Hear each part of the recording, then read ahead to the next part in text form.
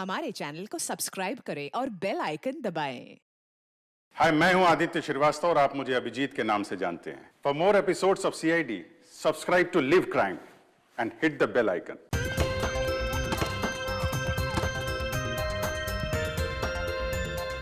आप सब ने कभी न कभी फुटबॉल या क्रिकेट मैच का मजा तो जरूर उठाया होगा, मगर आज हम आपको बुलाएंगे एक ऐसा कॉकटेल जिसमें क्रिकेट का भी मजा है और फुटबॉल का भी, क्योंकि आज पहली बार दो हाथ कर रही है सीआईडी की टीम और उनके नन्हे मुन्ने मित्रों की टीम, जो कि वो बच्चे हैं जिनकी परवरिश किसी घर में नहीं बल्कि अनाथालय में हुई है। तो चलिए सीधे ले चलते हैं आपको मैच के आंखों देखे हाल की ओर। बॉल यहाँ है सीआईडी के घातक गेंदबाज देखना एसीपी अंकल, अब मैं आपकी इस बॉल पे सीधा चौका मारूंगा। अच्छा, बैट्समैन की गेंदबाज को मैं चुनौती। इतना खराब बॉलर भी नहीं हूँ, समझे? देखना तुम्हें आउट कर देता हूँ क्या नहीं। ऑल द बेस्ट बेटा। Thank you sir. गेंदबाज यहाँ अपनी फील्ड प्लेसमेंट चेक करते हुए।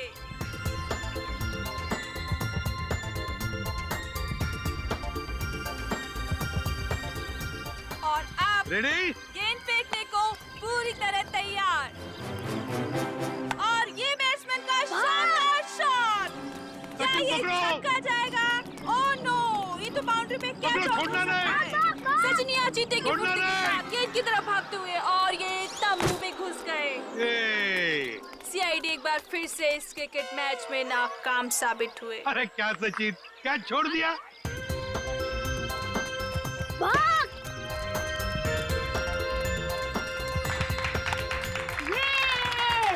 अरे देखा अंकल, हमने कहा था ना कि हम आपकी सीआईडी टीम को क्रिकेट मैच में हरा देंगे। ये तो पता था कि तुम लोग जीतने वाले हो। चलो चलो चलो सब लोग चलो। अंकल, मुझे तो सबसे बड़ा क्रिकेटर बनना है। देखो बेटा, जिंदगी में खूब मेहनत करना। अगर मेहनत करोगे तो सब कुछ बन सकते हो, जो चाहते हो बन सकते हो। लेकिन मेहनत जरूरी है ना? अच्छा अंकल, अब दोबारा हमारे साथ खेलने कब आओगे? बहुत जल्दी आएंगे और सबको लेकर आएंगे। हाँ? ओके, चलो चलो खा लो। चलो निकाल के पियो, ओके? चलो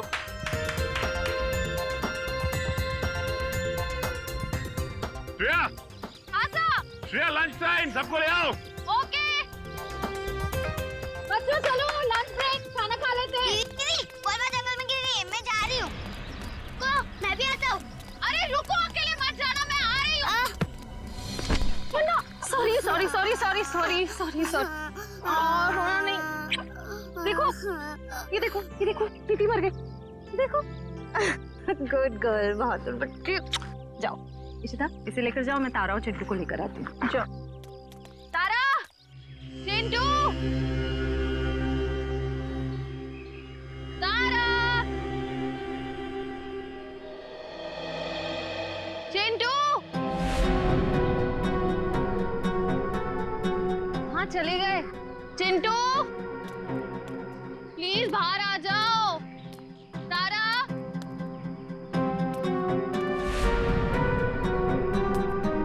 चिंटू, तारा।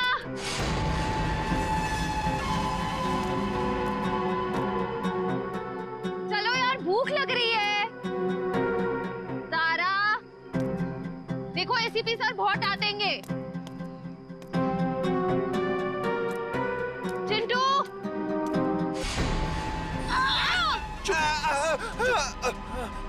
चिंटू, निकल यहाँ से, जल्दी। चिंटू।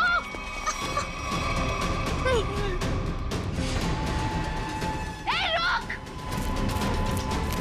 रुक जाओ, नहीं तो गोली मार दूंगी। मैं सीआईडी से हूँ।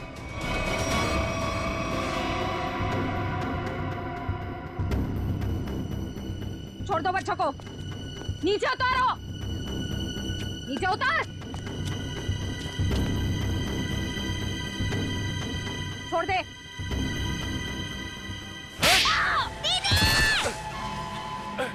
रुक, निकल, जल्दी। रुक जाओ, चिंटू।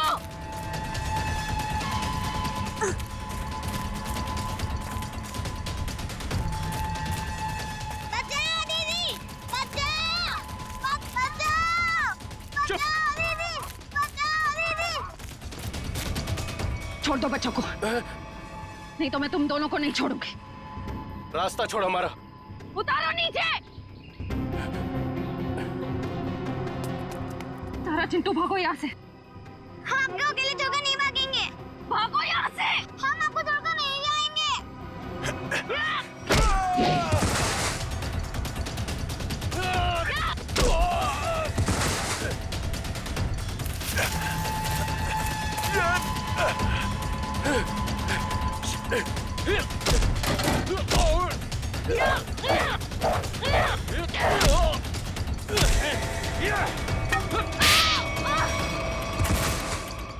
छोड़ उसको, चल यहाँ से। हाँ। चल निकल, जल्दी जल्दी कर।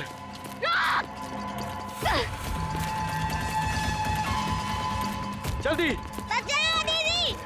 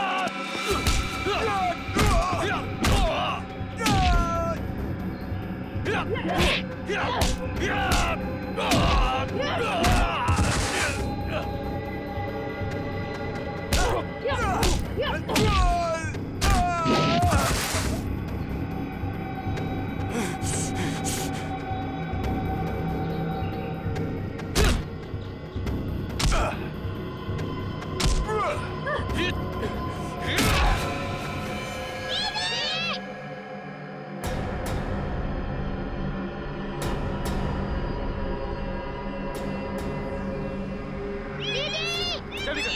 चुप कर। चल।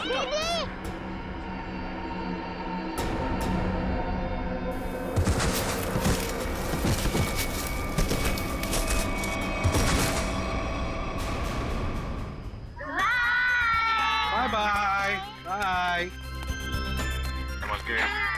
बाय। हाँ? चिंटू और तारा नहीं दिख रहे। चिंटू और तारा दिख नहीं रही, कहाँ गई ये लोग? और श्रेया भी दिख नहीं रही है। हाँ? श्रेया मैम जंगल में बॉल ढूंढने के लिए गई हैं, लेकिन अब कहीं नजर नहीं आ रही। इतनी देर तक?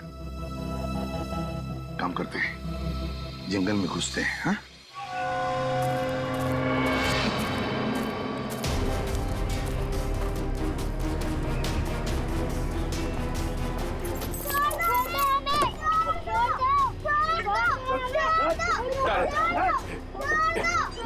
चल जल्दी।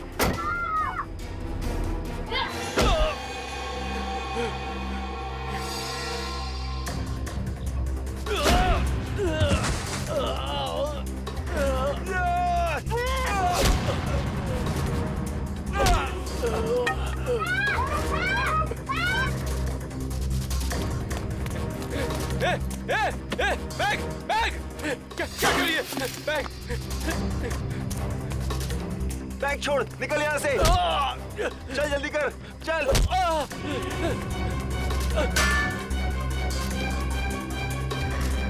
जल्दी चल। चल।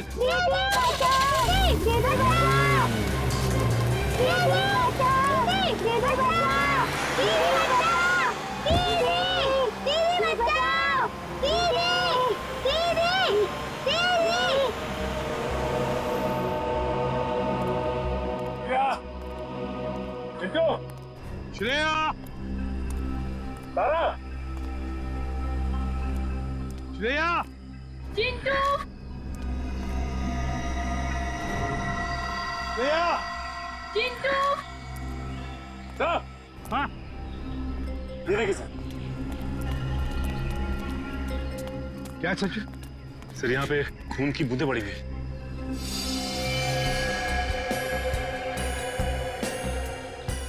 सर, कहीं श्रेया मैम को कुछ हो तो नहीं गया? कुछ नहीं होगा श्रेया को, सीआईडी ऑफिसर है वो। देखते ये खून की बूंदें हमें कहां तक ले जाती है।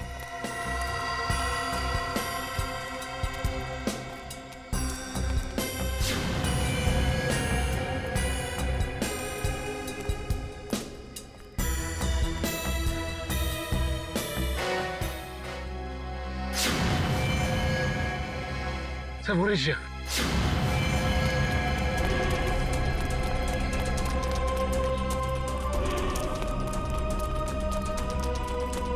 श्रेया मैम, श्रेया तुम श्रेया श्रेया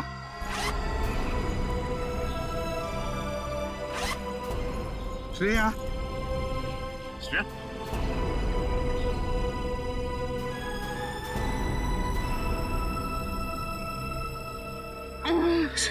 सर क्या हुआ? किसने किया ये?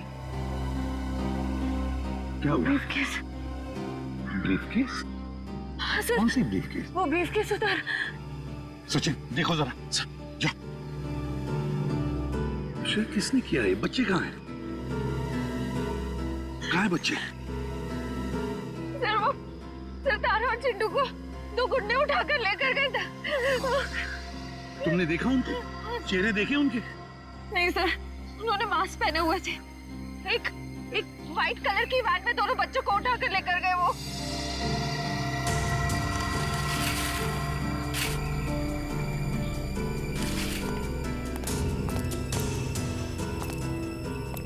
अच्छा, वैन का नंबर तो देखा है? नहीं सर, नंबर प्लेट नहीं थी, मगर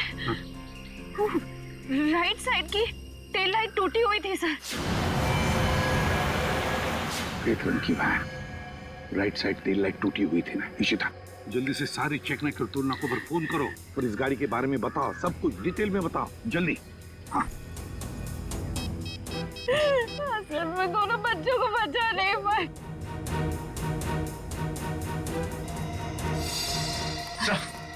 हाँ, ये रहा वो ब्रीफकेस।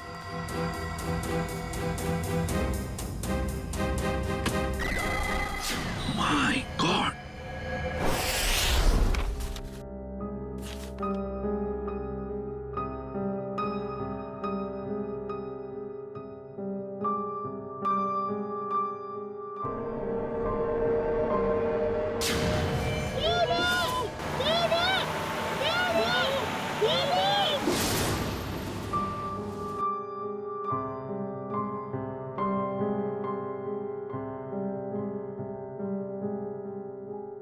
श्रेया मैम,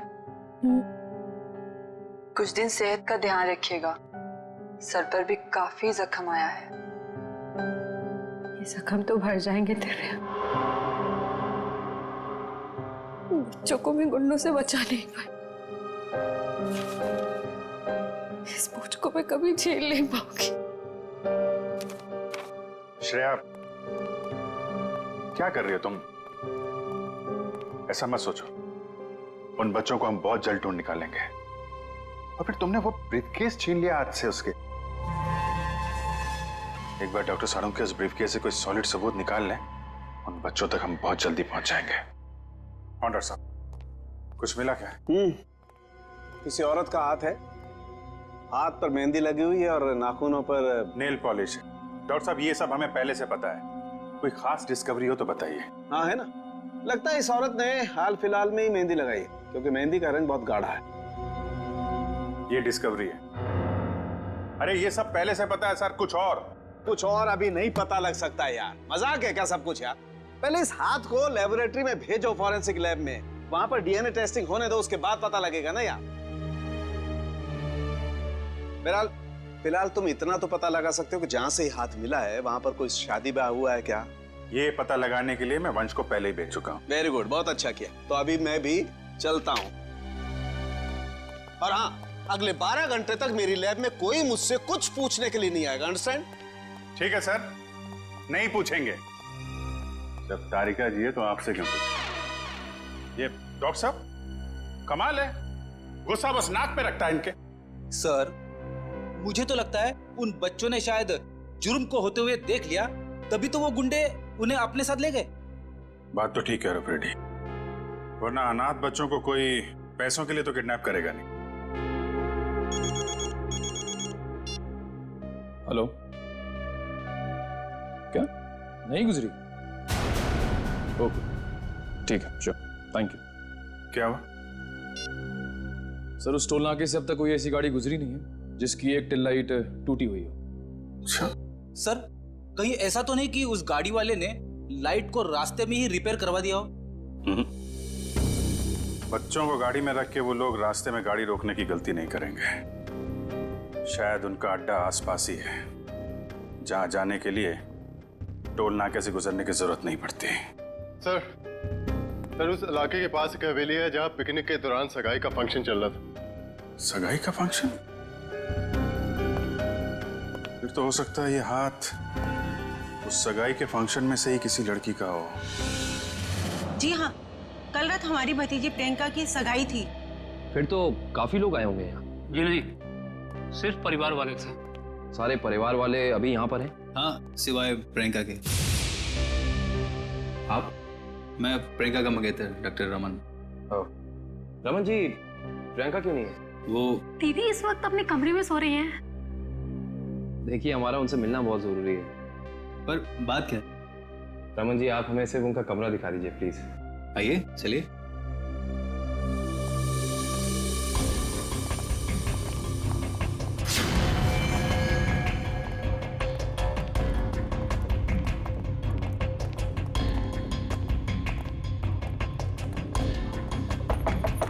प्रियंका, प्रियंका, उठो, प्रियंका। प्रियंका, एक काम करिए, इस कमरे की डुप्लीकेट चाबी लेकर आइए। प्रियंका रोज इतनी देर तक सोती है? दोपहर का 1 बज रहा है। नहीं, वैसे तो जल्दी उठ जाती है। शायद सगाई की थकावट होगी इसलिए नहीं उठी है वो। लीजिए।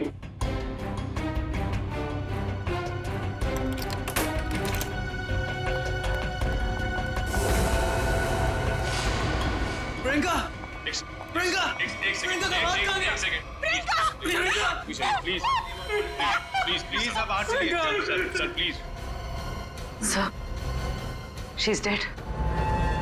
जिस बात का शक था वही हुआ।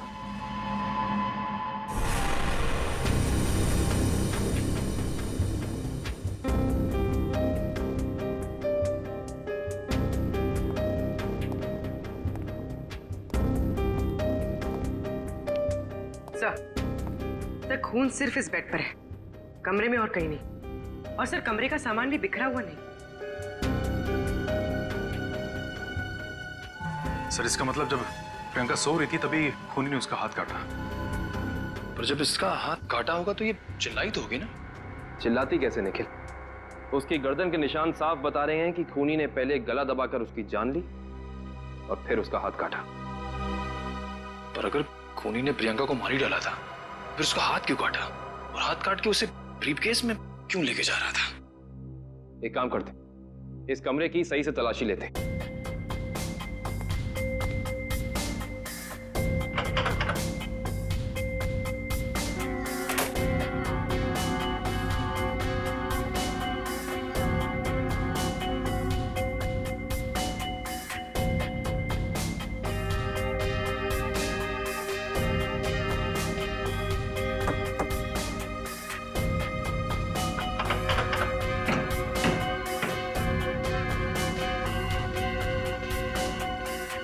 कमाल है, सारी खिड़कियां बंद हैं, दरवाजा बंद है, तो वो खूनी इस कमरे में आया कहां से? बस, और कोई खुफिया रास्ता भी नहीं है यहाँ पर। बाथरूम की खिड़की इतनी छोटी है कि कोई इंसान उसमें से अंदर आ ही नहीं सकता।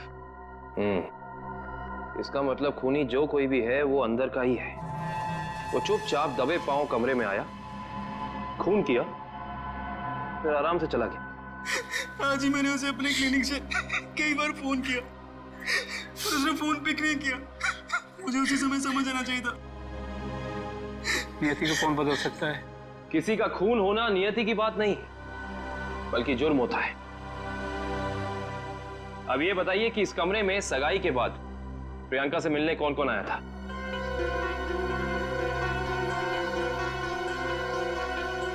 सबकी जुबान पे तो ताला लग गया। इस ताले को खोलने का तरीका है हमारे पास। इस कमरे के बाहर जो सीसीटीवी कैमरा लगा है, उसकी फुटेज हमें बताएगी कि इस कमरे में कौन कौन आया और कौन कौन गया।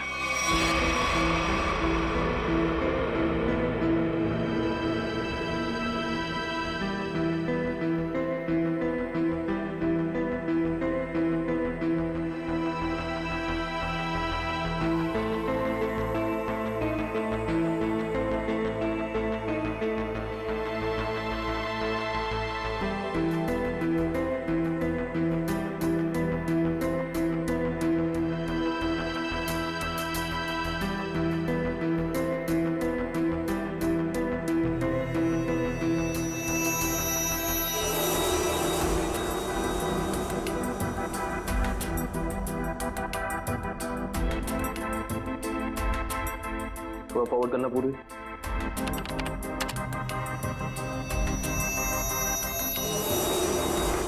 पॉज करना। ये आदमी प्रियंका के कमरे में बहुत सारा गिफ्ट लेके गया, लेकिन 1 मिनट में वापस आ गया। हाँ, निखिल एक काम करो, घर वालों को अंदर लेकर आओ।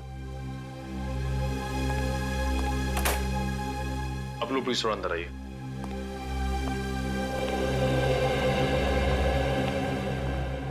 आइए। आप लोग इस आदमी को जानते हैं? ये हमारे होटल का मैनेजर है। अच्छा, पहले तो दिखा नहीं। मैनेजर को लेकर आना। Yes sir. थोड़ा फॉरवर्ड।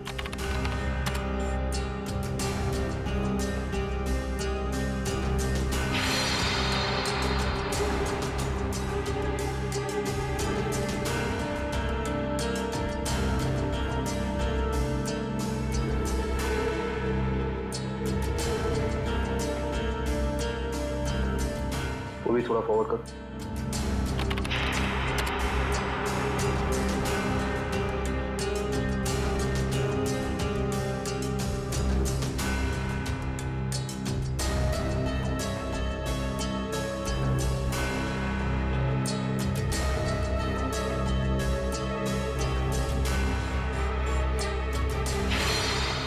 पॉज कर। बस है। सर, ये लड़की 1:30 बजे कमरे के अंदर गई और 2 घंटे के बाद बाहर निकली। इस लड़की को देखा आपने? ये कौन है? इसको तो हमने पहले कभी यहाँ नहीं देखा। सगाई के फंक्शन में भी नहीं? जी नहीं, हमने कभी नहीं देखा इसे। हाँ, लेकिन यहाँ के वॉचमैन ने तो जरूर देखा होगा। निखिल, वॉचमैन को बुला कर लाना।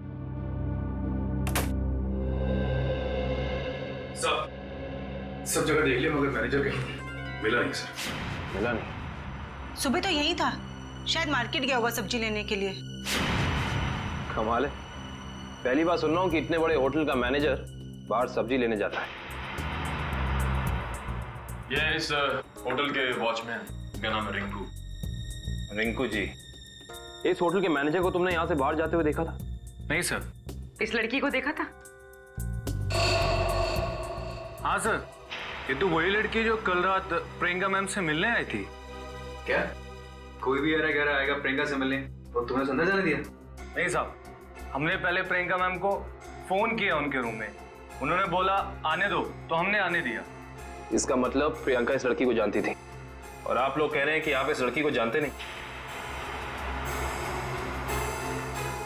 रिंकू, एक बात बताओ, ये लड़की कल होटल अपनी गाड़ी से आई थी या फिर? सर, ये लड़की टैक्सी से आई थी। टैक्सी? उस टैक्सी का कोई नंबर रिकॉर्ड किया तुमने, कहीं लिखा कुछ? हाँ साहब, मैं होटल के अंदर जितनी भी टैक्सी आती है उनका नंबर लिख के रखता हूँ रजिस्टर पे। ये फोटो ध्यान से देखो, ये लड़की कल रात तुम्हारी टैक्सी में बैठी थी। आप लोग कौन? हम लोग सीआईडी से। सीआईडी साहब, मुझे तो इस पे पहले से ही शक था कि लड़की में कोई गड़बड़ है। क्यों, क्या हुआ? ये लड़की 1 बजे रात को अकेली हमारी टैक्सी में आके बैठ गई और कहने लगी मुझे कुंदन नगर हवेली पे छोड़ दो। अच्छा, फिर क्या मैंने उसे कह दिया कि वापसी के भी भाड़े देने पड़ेंगे। और वह तैयार हो गई? क्यों? मान तो गई, लेकिन हवेली पे जाने के बाद उसने कहा कि थोड़ी देर इंतजार करना पड़ेगा, और 2 घंटे लगा दिए। और 2 घंटे के बाद उधर से वो दौड़ती हुई चली आई और मुझे कहा कि चलो। मैंने पूछा कहाँ, तो बोली कलानगर म्यूजियम पे। कलानगर म्यूजियम? सर, इतनी रात को तो ये म्यूजियम बंद रहता है ना? हाँ सर, मैंने यही उनसे पूछा, पर उन्होंने कहा तुम अपने काम से काम रखो। काम से काम तो अब सीआईडी रखेगी। कलानगर म्यूजियम?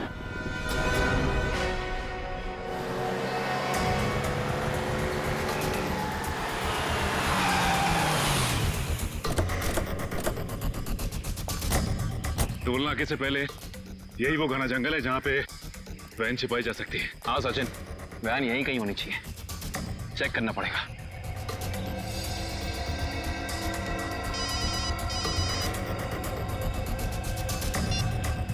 कितनी बार कहा है तुम लोगों को कि कोई गलती नहीं होनी चाहिए, अगर तुम सब लोग निकम्मे हो, निकम्मे। बॉस, हमारी तरफ से तो सब सही जा रहा था, पता नहीं ये बच्चे अचानक कहां से आ गए।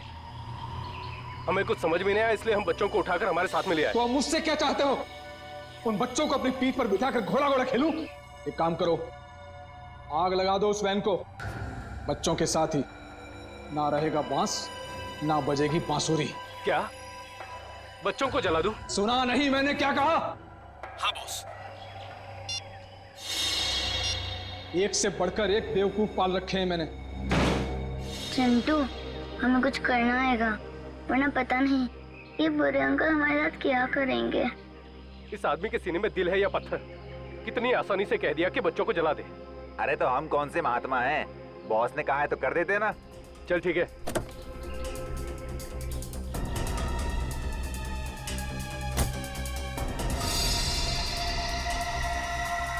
ए जल्दी करना। अरे रुकना, हलवा है क्या? कर रहा हूँ ना।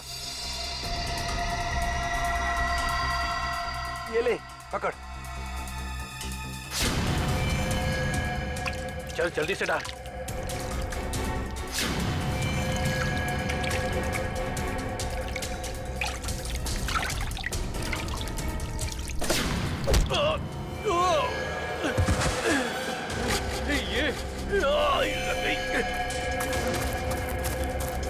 अरे भाई, अरे बच्चे चल उस तरफ भागे, चल।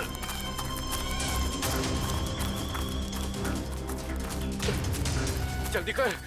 कहाँ गए? जा उधर देख।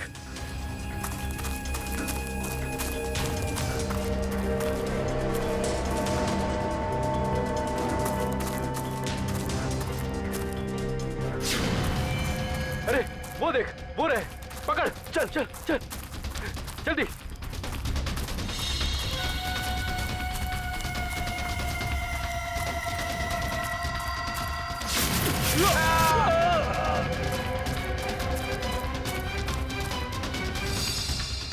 पूरे हाँ, चल चल।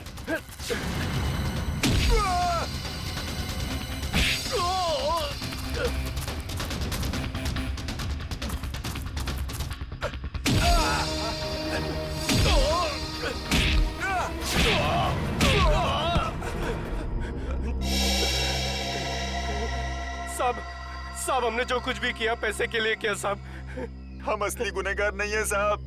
वो बच्चों ने हमारा चेहरा देख लिया था।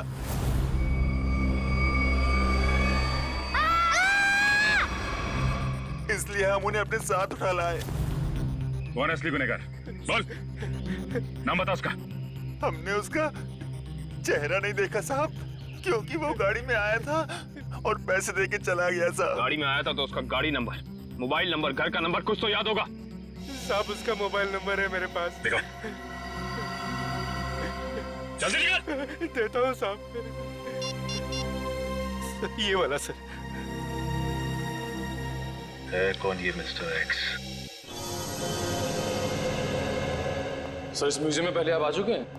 हाँ एक बार आया दया के साथ। तो वैसे मुझे भी म्यूजियम में आके एंटीक चीजें देखना काफी पसंद है सर। फिलहाल हमें तो ये पता करना है कि वो लड़की इस म्यूजियम में क्या करने आई थी। सॉरी, एक मिनट। सॉरी बोला ना, गलती से धक्का लग गया। एक मिनट। जो गुनाह आपने किया है उसके लिए सॉरी कुछ भी नहीं है। क्या? एक मामूली सा धक्का लगने को आप गुनाह का नाम देंगे? उसे नहीं, लेकिन खून करना तो एक गुनाह है। क्यों किया प्रियंका का खून? क्या उनका खून हो गया? ये नहीं हो सकता। बंद करो ये मगरमच्छ के आंसू। जो पूछा उसका जवाब दो। मैंने किसी को नहीं मारा, मैं तो सिर्फ वहां उनकी मदद करने गई थी। रात को 1:30 बजे ऐसी कौन सी मदद चाहिए थी प्रियंका जी को? उनको लग रहा था कि उनकी जान को खतरा है, इसलिए उन्होंने मुझे वहां बुलाया था।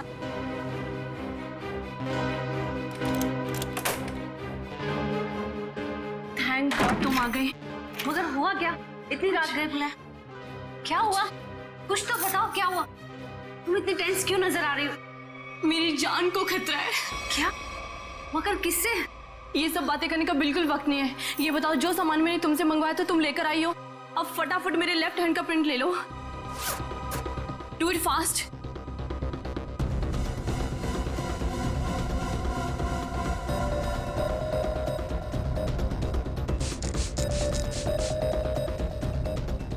अपना लेफ्ट हैंड यहाँ रखो।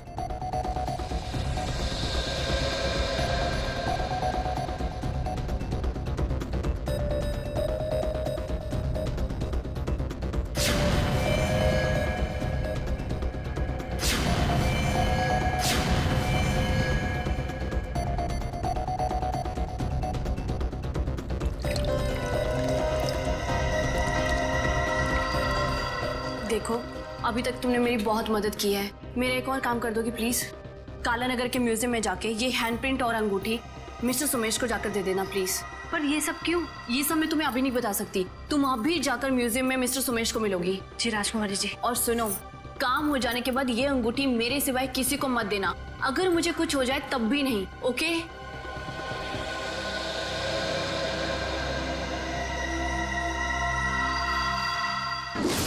तो उन्होंने अपने हाथ का इम्प्रिंट बनवाया और उसे म्यूजियम के मैनेजर सोमेश को देने को कहा? जी। मगर उसने अपने हाथ का इम्प्रिंट बनवाया क्यों? वो तो मुझे नहीं मालूम। आप जरा वो अंगूठी दीजिए जो प्रियंका जी ने आपको दी।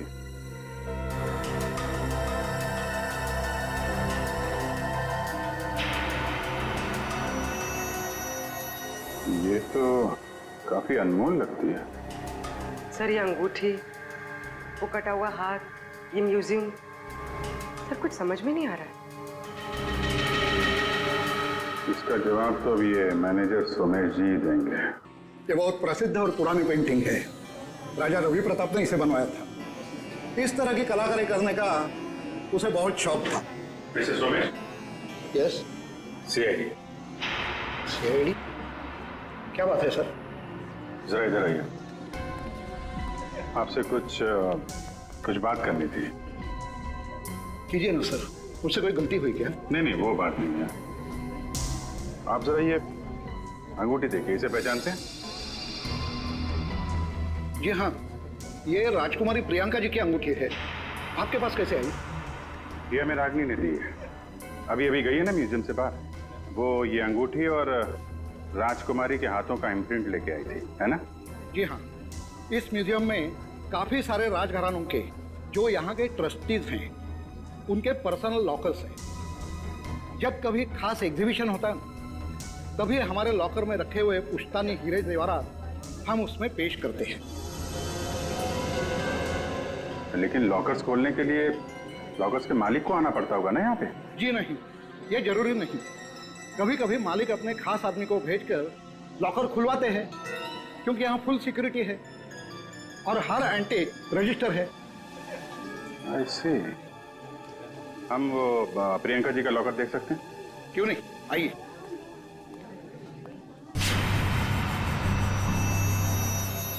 ये रहा उनका खास लॉकर।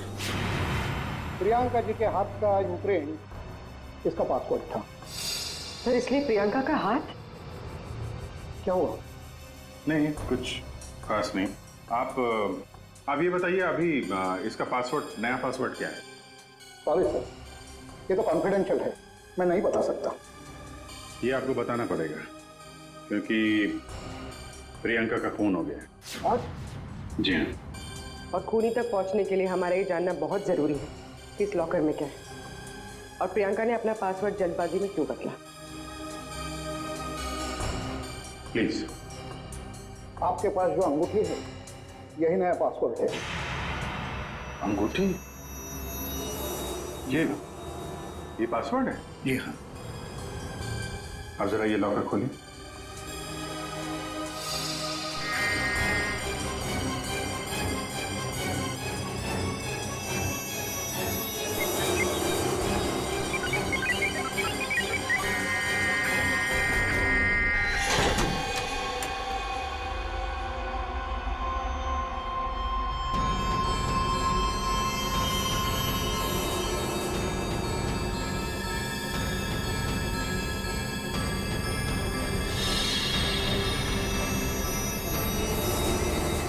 इतने सारे जेवर? मतलब सर, ये सब कुछ इसके लिए हुआ? लग तो ऐसा ही रहा है।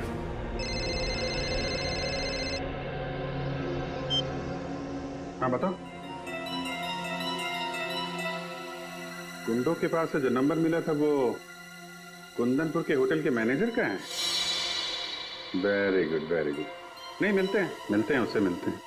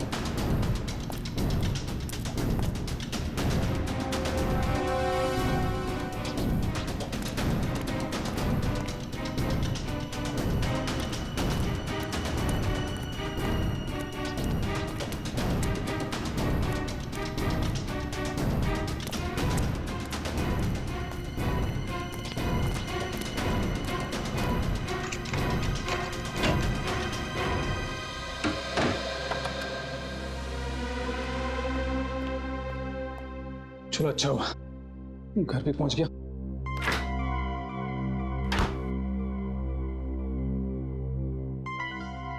किसी ने देखा भी नहीं सिवाय हमारे सीआईडी। हाँ, सीआईडी। चल बैठ। बोल, राजकुमारी का खून क्यों किया तूने? मैंने राजकुमारी को नहीं मारा सर, मैंने तो जो किया वो उसके कहने पे किया। किसके कहने पे किया? पता नहीं सर, मुझे तो एक पर्ची मिली थी, उस पे लिखा था कि मैं राजकुमारी के कमरे की खिड़की खुली छोड़ दूं। अच्छा, ताकि खूनी कमरे के अंदर जाए, राजकुमारी का खून करे, और खिड़की के बाहर से खिड़की बंद, ऑटोमेटिक, किसी को पता भी नहीं चलेगा। जी। अच्छा, उसने तुझे पर्ची दी और तूने काम कर दिया। असली बात बता, क्यों किया तूने? सर वो उसने मुझे धमकी दी थी कि अगर मैंने उसकी मदद नहीं की तो मेरे अतीत के बारे में सबको बता देगा कि मैं जेल गया था। अच्छा, जेल जाके भी सुधरा नहीं है? पर्ची कहाँ है? सर वो तो मैंने फाड़ के फेंक दी। फाड़ के फेंक दी? वो तो फाड़नी ही थी। तुझे एक पर्ची पे धमकी दे दी, तूने इतना बड़ा काम कर दिया, ये हो नहीं सकता। असली बात बता, क्यों किया तूने ये सब? बता। देखिए सर, मैं सच कह रहा हूँ, मुझे कुछ नहीं पता सर। ये ऐसे नहीं मानेगा इसको तो मैं। नहीं, रुको। तुम लोग जरा बाहर जाओ, मैं संभालता हूँ इसको। सर बाहर बहुत पब्लिक है, कहीं बाहर ले चलो। बाहर काम मैं संभाल लूंगा। चल जा।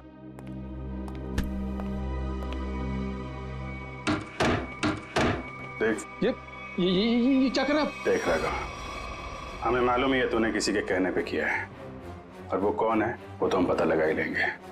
इसलिए तेरा जिंदा रहना कुछ जरूरी नहीं है। तो ऊपर चला जाएगा तो धरती से एक पापी कम हो जाएगा। बोल क्या करना है, बताते हैं? मुझे नहीं पता मुझे 10 लाख रुपए दिए थे उसने। 10 लाख रुपए? आजा भाई, 10 लाख रुपए का चक्कर है। चल, पैसे कहाँ हैं? पैसे दिखा। हाँ, अंदर है। निकाल। लाता हूं। सर नुस्खा काम आ गया।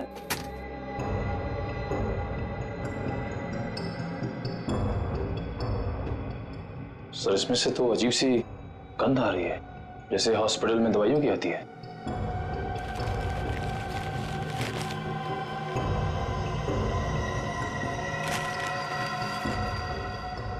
मुख में से नहीं है, अखबार में से आ रही है। एक मिनट सर, इस पे कुछ नंबर लिखा हुआ है। 82184। तो घर का एड्रेस लिखा है, दवाई की स्मेल और ये घर का एड्रेस। अब समझ में आया वो पर्ची दी किसने थी। कितनी बार उसे समझाया कि हमारा अभी मिलना ठीक नहीं है, लेकिन फिर भी पता नहीं वो क्यों मुझसे मिलना चाहता है। This better be important. Yes, it is important. मेरा तुमसे मिलना बहुत जरूरी, क्योंकि मुझे मेरा पैसा चाहिए अभी। कैसा पैसा? पैसा कैसा होता है अभी ये भी तुम्हें समझाना पड़ेगा। जब प्लान ही फेल हो गया तो पैसे का तो सवाल ही नहीं उठता। तुम्हारी गलतियों का खामियाजा मैं क्यों भुगतूं? प्रियंका से शादी करने के बाद वो वैसे भी करोड़पति बनने वाला था, और तुमने मुझे गलत राह पे चलाया, और इसकी सजा तुम्हें भुगतनी होगी। देखो, मैं तुम्हारा दुख समझ सकता हूं, लेकिन जब लॉटरी लगी नहीं तो इनाम बांटने का सवाल कहां से उठता है? लॉटरी तो लगी है, सीआईडी वाली। सीआईडी? और इनाम भी बहुत जबरदस्त मिलेगा अंकल जी। रमन, तुमने सीआईडी को बुलाया है? जब पार्टनरशिप की है तो जेल अकेले कैसे जाता? क्या मतलब? मतलब मैं समझाता हूं। जब हमें होटल के मैनेजर के घर से न्यूज़पेपर में इस डॉक्टर के क्लिनिक का एड्रेस मिला तो हम समझ गए थे कि प्रियंका के मर्डर में पहला मोहरा ये डॉक्टर है। मगर हमें पता चल गया था कि इस डॉक्टर में इतनी हिम्मत नहीं कि किसी का खून कर सके। तब हमने एक प्लान बनाया।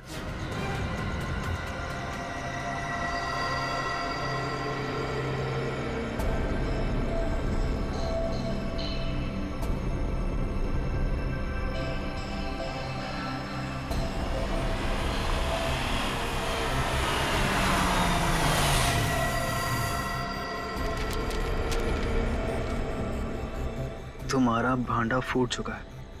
अपनी भलाई चाहते हो तो मुझसे मिलने आओ, वरना सीआईडी को सब बता दूंगा। आज तुझे अपने इस धोखे की कीमत चुकानी होगी, अपनी जान देकर।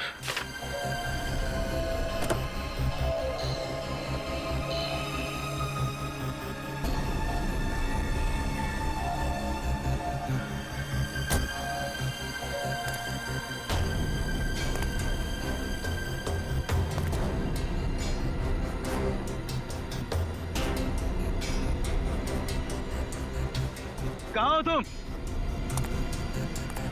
अब चूहे की तरह बिल में छिपके क्या बैठ गए हो? लो, मैं आ गया। क्या हुआ? डर गए क्या? अब डरने की बारी तुम्हारी है।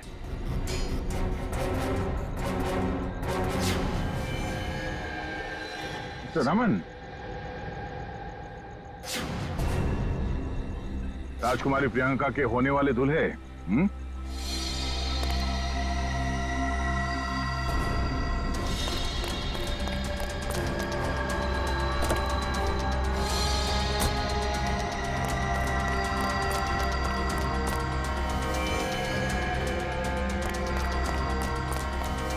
बहुत बड़ा धक्का लगा।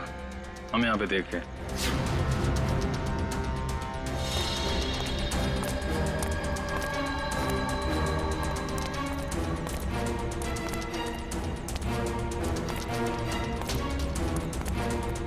ये चिट्ठी हमने ही भेजी थी। अपनी होने वाली दुल्हन का खून किया तुमने, हिसाब तो देना पड़ेगा।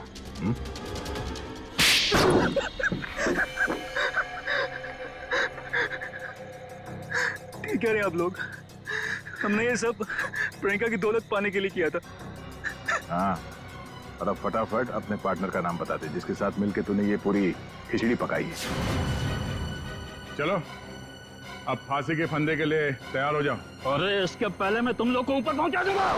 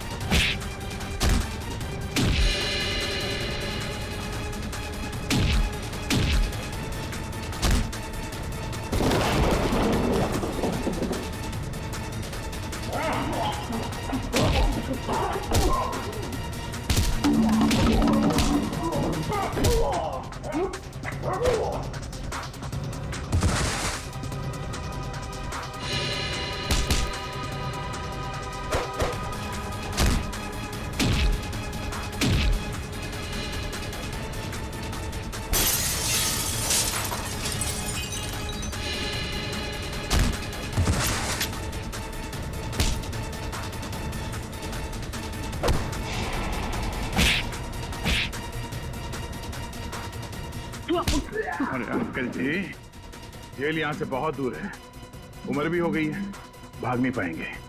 सीआईडी की जीप पे छोड़ देते हैं आपको।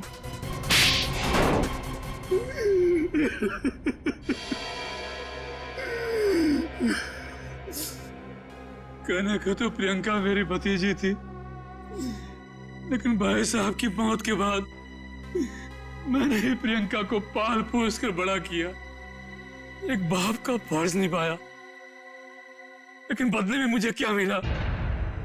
भाई साहब ने अपनी सारी प्रॉपर्टी प्रियंका और उसके होने वाले पति के नाम कर दी थी।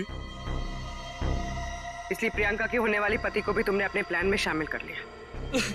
हाँ, रमन बेवकूफ निकला, वो मेरी बातों में आ गया। पर्दे के पीछे रहकर मैंने सारे गुनाह इसी से करवाए, गुंडों को पैसे देने से लेकर खिड़की खुले रखने और हाथ काटने तक।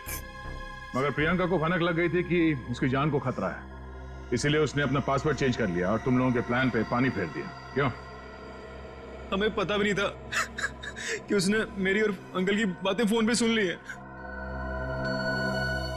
सर, काश प्रियंका ने हमारी मदद ली होती तो उसकी जान बच जाती। वो आई थी मेरे पास ये बताने के लिए कि रमन उसकी जान लेना चाहता है, लेकिन उसे क्या पता था कि इस जुर्म का असली सूत्रधार कौन है।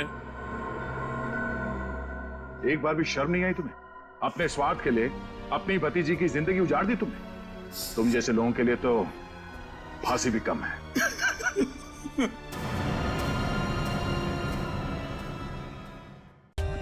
For more updates, subscribe to our channel, click the show links and enjoy watching the videos.